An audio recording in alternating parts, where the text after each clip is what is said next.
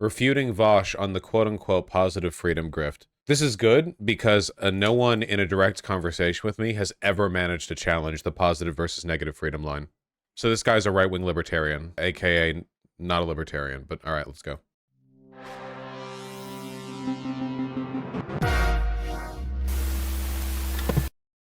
Hey internets. Hi. So today's video is going to be another Anime eye right in the middle. Cool. Okay, let's... the Refuting BreadTube, one of those gamer rants, which I am specifically going to focus on the distinction between positive and negative liberty, using a clip featuring VAUSH as an example. However, more other breadtubers and leftists have made this argument besides VAUSH, so it's not really just about him. But rather, this is more of an educational video about positive and negative liberty, and why the whole positive liberty concept is basically a grift.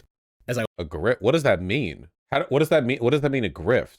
By grift, does he mean it's wrong? Or does he literally mean the concept of positive liberty, this long-standing philosophical concept, was created disingenuously to make money? It's just like a buzzword. It's just a word. Okay, so for people who don't know, and this is like critical to understanding the criticisms against libertarianism, okay? There's negative and positive freedom.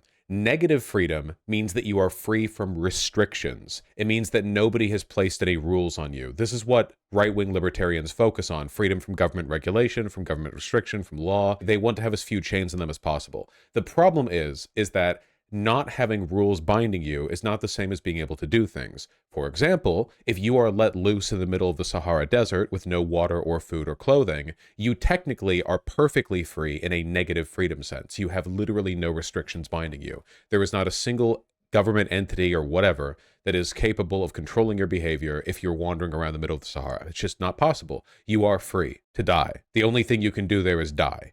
Because even though nobody is placing any restrictions on you, you still can't meaningfully do the things that you want to do because, you know, middle of the Sahara, no food, no water, right? Positive freedom is not about minimizing rules, but maximizing what a person can actually do. So a good example of positive freedom at work would be everyone gets taxed, but on the plus side, you have a legal system that protects you from random violence, and people get like welfare or UBI. So maybe there's the negative of you have to pay taxes, but now every citizen in society has at least enough money and provisions in order to do like the basic stuff that a human needs to do to survive, you know, the freedom to live, which is good. Living is good, probably. So as a libertarian, you should be looking to maximize positive liberty, which means equality.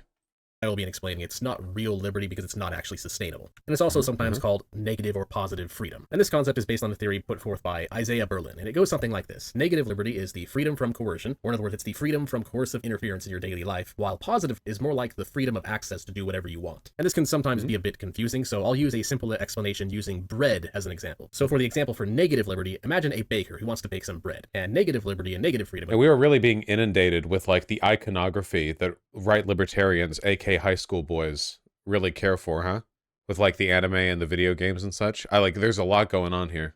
That the baker is free to use his tools and ingredients to bake his bread how he wants to, without some external authority coming along and locking him up in jail or whatever, because his bread was not being baked in accordance to bread regulation number CUK 88490A section 17 on page 2465A of the Code of Screw You. Basically, he can make his bread how he wants, and he doesn't have to worry from external coercion stopping him for basically no reason. In practice, what he's saying is that you can't put cyanide in the bread. Policies that favor negative freedom are generally free market policies. The idea that you should be free to trade and engage in other voluntary acts of economic exchange and development without external aggressive forces telling you otherwise. But what about positive liberty? So for positive liberty, I'll use another example using, again, bread. Imagine a hungry guy who wants to eat a loaf of bread. However, the bread he wants is being sold in a store for $5, but he only has $2. So sad. Therefore, he does not have the freedom to gain access to the bread he wants because market forces are standing in the way of his desires. In practice, positive liberty is generally represented by social welfare systems, or just general socialist ideas. For example, say the society this guy lives in decides to give everyone $200 of food credits every month. Said hungry guy is now able to buy the... I mean, a better comparison for positive freedom would be that you want to be a baker, but because local business has monopolized all of the trade deals that you can get with like raw resource manufacturers, you can't open a bakery shop unless you franchise underneath an existing corporation, and they have rules that prevent you from baking bread the way you want to,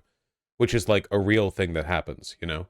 That would be the more direct comparison, would be you may technically have the freedom to open a bakery, but like systemically there are forces in place that prevent you from accessing the resources to do so. The bread, assuming he doesn't blow his credits on something stupid beforehand. Now, the socialist argument nothing but the greatest respect imaginable for people struggling from social a huge part of libertarianism is just contempt for the poor. So favor of positive liberty over negative liberty given by VAUSH is pretty short, so I'll just clip it here. Is freedom. That's what I care about most. And that's what libertarian socialism is about. There are many types of freedoms, positive and negative. If I might indulge very briefly, like, is a man thrown to a lawless desert without food, water, or clothing free? Really asking. So, probably no. I agree. He's free to die. But that's an extreme example, Sure. not applicable in modern wealthy America. No, or but- any Western nation. But it's a philosophical base. It's also a Rousseauian argument. Man's born free, and he, spends the rest of his life in chains. It's Right. just anti-commercial in nature. Well, no, but it's a base philosophical argument because it's true. They're lawless. There's nothing preventing him from doing anything in that environment, but he has no ability to act.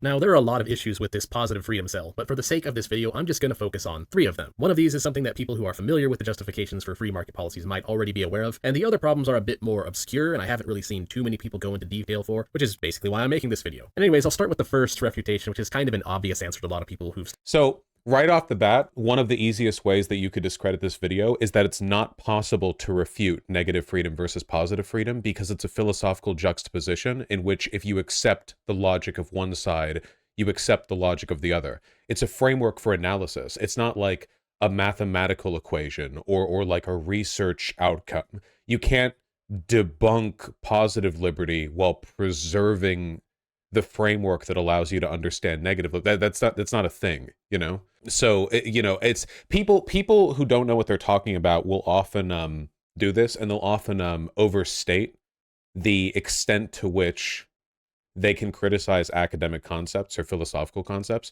They'll talk about, like, you see this a lot with people saying that they can debunk socialism. No, you can't. You can't debunk capitalism either. That's not how it works. It's not the kind of thing that can be debunked, But people get overeager and they race towards it. studied these already kind of know about, which is that positive liberty is really just theft, and that the way... So this is the right libertarian go-to for literally all arguments. Is that thing they don't like is that it's like base number 1, That bedtimes are theft. Having to do homework is theft. it works necessitates theft from other people. So an alternative but equally uncharitable hypothetical to VAUSH's man in the desert, who's dying because he doesn't have anything but is technically free from any laws, would be to instead imagine a street robber. He goes up to people, sticks a revolver in their face, takes their money, and then lives large however he wants, with access to whatever he wants, assuming he never gets caught. Like the man crawling through a desert without food or water is an absurdist analogy on negative freedom. This is basically an absurdist analogy on positive freedom. But What? The man going through the desert isn't an absurdist analogy, it's a demonstration of the principle. You in order to demonstrate a philosophical principle, you isolate factors to make it very clear what you're talking about. How on earth is a person going around robbing people a demonstration of positive liberty? The liberty of the people he's robbing is being violated. What? But it does prove a fairly simple point, or like VAUSH said, provides a based philosophical argument, which is that positive freedom, while it technically provides the people enjoying that positive liberty more choices in life to pursue their goals, it generally necessitates interfering in the negative liberty of others. And that's No? Well, I mean, to the extent that, so when he says man robbing other people, what he means is taxes. So again, libertarians, the main thing that libertarians care about is taxes and child pay. And in this case, we're talking about the taxes. And because it doesn't sound scary to say, well, what if you have to tax people to guarantee other people freedom, which I want, of course. He has to say, well, actually, taxing is when a robber goes around and robs people. Obviously, these aren't comparable at all, but a libertarian would argue that they are because they're both theft or whatever. This is one of the reasons why libertarians are not and never will be politically relevant. The only the extent to which libertarians are politically relevant is the ones that get radicalized into fascism, and then those go on to be like Republican operatives. But libertarians who actually adhere to libertarian political thought will never be politically relevant because it is not possible to be politically relevant while making comparisons like taxing people is like robbing people at gunpoint. It's so detached from the way the real world works that it just necessarily excludes you from political discourse. a very big problem because it doesn't actually have to be this way. So for instance, going back to the hungry man buying bread with government food credits, this may... The one I wanted you to watch was a different video, debunking BreadTube #1 VAUSH, but this is fine too. Wait, how many videos he made on me? Whatever. first seem better than the robber scenario. but not by much. If the state is taxing the store owner in order to pay for these food credits, and the store owner doesn't want to pay those taxes, well then the theft of his $5 loaf of bread is still occurring, it's just occurring in a way that is much more indirect. See, like I said, he was just talking about taxes. Like, obviously, there's a reason why every single society does taxes, and it's because the existence of taxes allows for the very basic fundamental construction of infrastructure that allows, like, modern life to exist. Bakeries could not exist without taxes in the modern form, because taxes are what provides for the roads and the regulations for the food that allows them to bake it, and the construction that allows them to house the bakery. On every level, taxes supply the resources that allow modern life to exist. The only way to get around that is to say, well, what if private corporations did all of it? In which case you would be paying for that too. It's just, society takes money. I'm sorry, it just does. It just does. Would taxes even be needed under socialism? Some way of returning wealth and the labor it represents back to basic, like, social function will have to exist in literally all forms of society. Like, literally all. This existed back in tribal days. Like, do you think that people in a tribe, like all like 200 people in a random tribe in the Amazon or whatever, were all like doing individual shit? No. Everyone had to collectively contribute to the greater good, because if they didn't, well, they'd be a selfish dick and they'd probably get killed for it. I mean, you can't do that. You can't do that. It's, you know, it's all like independent entrepreneurial spirit until you break your leg tripping down a rock and then need to be like nursed back to health for 2 months by someone else, you know? Not killed, but exiled. Yeah, I mean, whatever, you know. The myth of like everyone homesteading and going out on their own and living entirely on their own is a purely modern myth. It's like the idea of man, an independent agent, going out there and existing as a purely like autonomous agent. This is like a jerk off, like insecure male fantasy, which is entirely the product of like post-modernity anxiety. It is completely disconnected from reality or history. It's just silly, like, even to engage with these arguments, to be honest, but, you know, whatever. It's just A stealing from C and then giving to B, instead of it being directly stolen from C to B. And this is all kind of the general argument against positive freedom that most economists are already pretty familiar with. The true main difference between the two is that negative liberty... Incorrect. There are no economists who have a problem with taxes. There just aren't. You can't be an economist if you have a problem with taxes, because you no longer believe in economy. You believe in, like, praxeology or some kind of obscure, like, purely hypothetical. Like, it's not a real thing. Again, it's not real. It's made up. I always feel silly. Like, the fascists have better social grounding for their arguments than the libertarians do, legitimately. Like, at least fascists believe in the concept of an economy and society broadly, you know? They're operating in reality. Fascist societies have existed. A libertarian society never has. Is just, I want it, so let me do the work to build it, free from interference. And positive liberty is, I want it, so it gives me that for free. Often with various forms of social inequality being presented as justification. Here we have the height of libertarian praxeology, an Elon Musk tweet where Karl Marx says, "Give me that for free," which is definitely what he said in his books and writing, and is a summation of, by the way, I don't want to get into the way the language of Karl Marx here is meant to replicate the way that like Stormfronters describe how black people talk, but you know, we can unpack that sometime sometime down the line, maybe. Well, he did beg Engels for money a lot. Yeah, this is him talking to Engels. For giving that for free, which means that in many ways the negative versus positive freedom argument is just the free market capitalism versus socialism question, again, just being taken from a slightly different angle. And it's not. It's just the basic concept of social welfare and freedom. Notice how he hasn't actually tackled the underlying, like, justification for the issue. The idea of maximizing how much people can do as opposed to just removing restrictions on their behavior. He's not addressed it. All he's done is said, well, if you believe in positive liberty, that means you believe in taxes.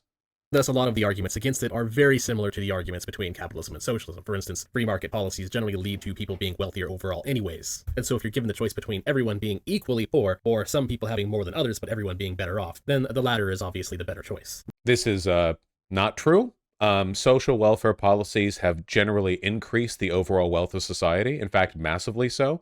You can engage in a positive liberty-oriented standpoint without being a socialist. Like, again, you just have to believe in taxes. And since every society in existence applies taxes, except for, I don't know, Eastern Syria, Somalia, I don't know. Since all meaningful societies have taxes, all meaningful societies are in some way engaged in the underlying line of logic that supplies, the baseline for positive liberty arguments. with the only real reason that you would want to ever really choose the former, and you would actually prefer everyone be poorer and worse off but equal, is pretty much just out of spite, which is pretty lame, to be honest. It's true. All countries in existence for hundreds of years have had taxes purely for spite. Here's my Wojak to prove. Again, I always feel so silly engaging with like the libertarian arguments because a lot of them are teenagers. Remember, the last time I had a libertarian on was that guy where the first question I asked him was, hey, how do you feel about revoking the Civil Rights Act? And he was like, well, you know, I mean, And then there was that libertarian presidential candidate before who I talked to, and he could not answer like very basic questions about how his society would degenerate into warlords. We've had 2 libertarian presidential candidates on. However, the leftists do have somewhat of a point, which is that it's good for some kind of social safety net to exist so that people don't get put into a situation where they would have to potentially steal to survive. For instance, say that the hungry Then what was the point of all of this? guy has $0 as opposed to $2 and he can't afford any bread at all. That could put someone in a situation where they have to steal to survive, period. And history has shown us that when given the choice of ethics versus dying, most people will choose to throw away ethics and just not die. Obviously, that is not ethical, but it doesn't matter. That's just how human beings are. And we unfortunately just have to accept the reality of that. Fortunately, How is it not ethical to steal a loaf of bread to keep yourself from starving? Okay, whatever. however, this Property rights above all else. distinction that negative liberty And why does he keep saying ethnics instead of ethics? Do you think he's just so used to making race realist arguments that his mouth just like trends towards that whenever he says something that's close to it? between positive liberty would have no kind of social safety net and that you therefore need positive liberty is actually a false dichotomy. Going back to the store owner who owns that bread, him being taxed in order to pay for those food credits is again only really a problem because he doesn't want to pay those taxes to pay for it. But what if enough people living in this city where this store exists actually do believe that there should be social safety nets and they're willing to actually pay into it? Charity. Okay, here we go. So he's arguing like, actually, we do need a social safety net, but rather than the social safety nets that have existed throughout history, the only ones that have worked, which are through like social provision, instead, what if we did charity? Well, that's where you get things like mutual aid societies and fraternal benefit orders, where people actually can create a private and voluntary social safety net. Said hungry man could then join that mutual aid network, and they would help him during his time of need, usually in exchange for the fact that once he gets back on his feet, he can then help others when they're down, who are also a part of the same mutual aid network. This is admittedly a very big oversimplification. If anyone's interested to hear how this would actually work, I recommend watching my previous video on the subject of fraternal aid societies. The TLDR of it is that they existed in the past and they don't— He identifies as a Hobbesianist, aka a libertarian, but extra racist. Wait, does he really? Oh my god, that's so funny. really exist today because A, we have government-sponsored social safety nets now that kind of ended up replacing them, as well as various regulations were passed that interfered with them. So of course, in order— This is not true at all. There are still private nonprofit organizations that do social work, like all over the place. The government has not replaced them. Also, you can take a look at how many elderly people died in poverty before and after the social security system was introduced. The government is just much, much, much, much, much, much better at it. Like 400 years ago in London, there probably were some like, you know, Christian organizations that would try to help the poor and the homeless. But, you know, according to studies that I've definitely looked at, 99.9% of people in London 400 years ago died at 12 years old in miserable poverty. The government is just better at this. They are just better at doing this. You're talking about like basic infrastructural development. This has always been the purview of governments. They've always been the ones to do this.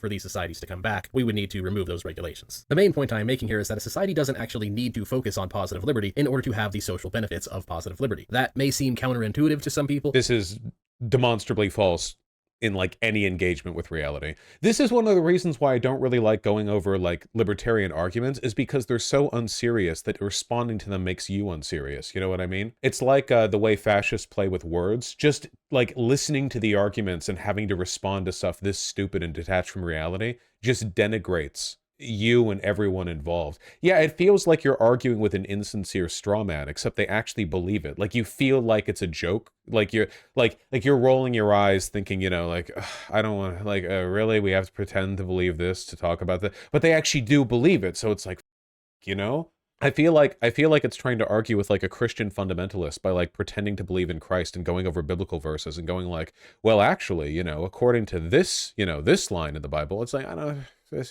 don't want to be arguing on this level, you know? I want to be in reality. But the reality is that this has been tried before in the past, and it actually did work. In fact, for certain things like healthcare and whatnot, it worked arguably better than the current corporatist healthcare system that America has today. At the very least being— Wait, where? What do you mean corporatist? The private healthcare system? Since the turn of the century, our laws practice evil, forget the page. This term referred to a new method by which fraternal societies extended low-cost medical service to members. The usual approach was for a doctor to give basic healthcare in exchange for a salary based on the size of the membership. How is this a baseline provision? This is just people paying. This is people in a membership paying for medical care. Healthcare in exchange for a salary based on the size of the membership. What? This is just. How does this fix inaccessibility of healthcare for the poor? Yeah, it's just a less efficient version of insurance. This is literally how health insurance companies started. Yeah, this was the beginning point. This is like the origin point of how everything is fucked right now. Because like rather than just giving people healthcare, it's like this, oh, well, if you're part of this group, you can get healthcare, or you can get like discounts on healthcare practices existing currently, or like, hey, you know, all the hospitals in the region accept like membership to this fraternal society as a discount to the like medical services price. Like, what? Okay. When libertarians say corporatist, what they mean is capitalism, but I don't like the outcomes. Basically, they're saying, so I acknowledge this is being done by private corporations, but the only reason things are like this is actually because government policy somehow, even though he's promoting the precursor to that system, and America has one of the most privatized healthcare systems in the developed world that America has today, at the very least being far less expensive. In fact, that's a general issue with a lot of these government programs. If it was far less expensive, then why did people back then not get medical care and people today get medical care? How does he seriously think? First of all, medical care back then was somebody with a hammer and chisel removing the ghost from your skull. Okay, the idea that like medical care back then was literally like a doctor would like hack a leg off and then splash turpentine up your nostrils and then like leave. You know, like these comparisons are so unserious. They reveal such a deep misunderstanding of how literally everything in society works. They tend to be around 1/3 less or so efficient in terms of cost and output as private programs. For 200 years ago, medical what? Hence, expense truth, the administrative and other costs of government redistributive agency absorbed to be charitable. What article is this from? This is definitely from some libertarian. He calls himself a paleo-libertarian. Then he's almost certainly a Nazi, yes. Only 2/3 of each dollar budgeted to them, not the cost of delivery subsidies, $3 worth, $5 worth of relationships. I don't know what this is trying to demonstrate. Is this trying to like draw a cost comparison to a very small number of people who benefited the insurance practices back then, getting the ghost removed from their skull, compared to today's modern comprehensive medical system, where we don't have like 1 in 3 women die in childbirth? I don't know. I don't even know what point is being made here. Wasn't this supposed to be about positive versus negative libertarian? And this definitely includes private charity and mutual aid networks. And so that would be the second refutation to the negative versus positive liberty argument. A lot of people don't know that you actually can have a voluntary welfare system, and it actually has been tried in the past, and that it's actually very efficient to do it this way. It is just, no. Total disengagement. This reminds me of that Yaron Brook fellow, remember him? Yeah, I was talking about him earlier, yeah. Plus, it gets rid of the ethical problem at the beginning, going back to the baker and his bread, or the store owner and his bread. With fraternal benefit orders put in place, the state no longer needs to steal from the store owner in order to pay for those food credits. Taxes. He's referring to taxes. And this is largely what I meant by this meme I posted on X earlier. Positive He calls it X. freedom, when unmasked, is really just revealing itself to be slavery, just like the plantation owners had. Yes, in fact, plantation owners unironically had a lot of positive freedom from the wealth that they gained from slavery, with of course the problems that it was both unethical. Well, okay, did these slaves have positive freedom? No? Then it wasn't a good demonstration of positive freedom. He seems to be under the impression that an advocacy for positive freedom means you only advocate it for one single individual. Like, positive freedom enjoyers would love slavery because the slave owner has lots of positive freedom. Like, are there any other, like, entities in the equation here that might not have a lot of positive freedom? But again, he's like a Nazi or whatever, so it doesn't... For anyone who doesn't know, anybody who calls themselves a paleo whatever is almost certainly a Nazi. You see this with, like, paleocon, paleo-libertarian or whatever. Not that there's any meaningful difference, right? Like, their overriding primary belief is racism. Libertarianism has largely been about using economics to undermine, like, positive race relations, essentially trying to reintroduce and reincorporate, like, pre-integration American society through economic principles rather than social. So rather than having people say, like, we don't want blacks and whites together, they'll say, we don't believe in the Civil Rights Act. We think that people should make their own decisions when it comes to, like, self-segregation because, like, that's freedom or whatever. It's basically just a way of arriving at the same conclusion. The paleo usually means, like, we want to go back, like return with a V, you know? But it's also, like, deliberately incoherent, and a lot of them just don't believe anything meaningful, so whatever. This guy's potential for a really funny debate. No, the libertarian debates are so boring, dude. It's always like, here's why taxation is bad, even though literally all evidence ever indicates that it's not only good, but necessary for modern society. And then you ask for any counterexamples, and they're like, well, I don't need counterexamples. Like, it's so boring. Ethical and damaging to the rest of the economy. But yeah, they had a lot of positive freedom, and this is something a lot of people who keep presenting positive freedom as a good thing don't really seem to understand. The idea of being entitled to somebody else's labor as a basis of economic rights, like Tony Annette here is saying, is really just thinly veiled slavery. He genuinely believes that positive freedom enjoyers don't have a problem with slavery. Does he even understand the argument that he's making? Like, would the slaves in this system also not be agents worthy of positive freedom? And since they're not getting it under slavery, they would then therefore not have a good system? If you think that you are entitled to somebody else being forced to do work in order to pay for your livelihood, then yeah, that's pretty much the definition of slavery there. Which brings me to the third and final refutation. That's not even remotely. It's called a job expectation. Like, you have to do your job. Like, you're not taxed no matter what. If you do a job, you have job expectations. They make this argument all the time about Medicare for all, where it's like, did you know it's actually slavery to expect a doctor to provide you medical practice? No, that's just their job. They can quit. They could not have that job. Like, when I worked at a frozen yogurt shop, it wasn't slavery for a customer to come in and ask me to ring them up, even though it felt like it at the time. Of positive liberty, which I will now take a look at the example VAUSH gave a bit more directly here. So, a man stuck in the desert indeed has a lot of negative freedom. But let's take a step backwards for a second and ask ourselves, what, from a historical context very specifically, does this hypothetical situation that VAUSH gave sound like? Well, that sounds a lot like mankind before we invented modern civilization, doesn't it? Yes. Yes, it does. Though noting, however, that in tribal societies we did provide for each other. But if you're talking about just like before we had social provisions of any kind, then yeah, a lot of people died, you know? Doesn't it? When man first stepped on this earth, we had nothing. We were in the wilderness and had absolutely nothing, but we did have freedom. And from that, we built everything we had. From cavemen to communal societies to more advanced civilizations like the Bronze Age and the Iron Age, all eventually bringing us to what we have today. But what if we didn't have that? What if we were to go back in time and push this idea of positive liberty and equality to its logical conclusion? But of course, not from the perspective of our modern technologically advanced society we have today, oh no. Instead, let's go back in time. What if humans had no negative liberty during our hunter-gatherer days? Say some advanced... Wait. Does he think that having positive liberty means not having negative liberty? Wait, hold on. I just realized. Does he think these are like a mutually exclusive dichotomy? Obviously, having positive freedom means, since positive freedom is about the ability to act on your desires, you couldn't have that if you had no negative freedom, because then there'd be rules preventing you from enacting your desires. That he doesn't even understand the juxtaposition. He doesn't. It's just a matter of like prioritizing both and understanding how both develop. I am weak-minded. I should expect this every time, and yet I don't. He thinks of this as a mathematical problem where combining positive and negative equals to 0. Yeah, I guess he seems to believe that, like, rather than them being two dials that you can turn up or down, that it's a single slider. And as you move more towards positive freedom, you move away from negative freedom and vice versa. Okay. Advanced aliens came to Earth all the way from Andromeda and said, okay guys, we are going to permanently implement communism now for your own good. You are only allowed to keep eating the berries off the plants. You are only allowed to hunt X animals a day. You Is that communism? Okay. Some kind of alien space communism.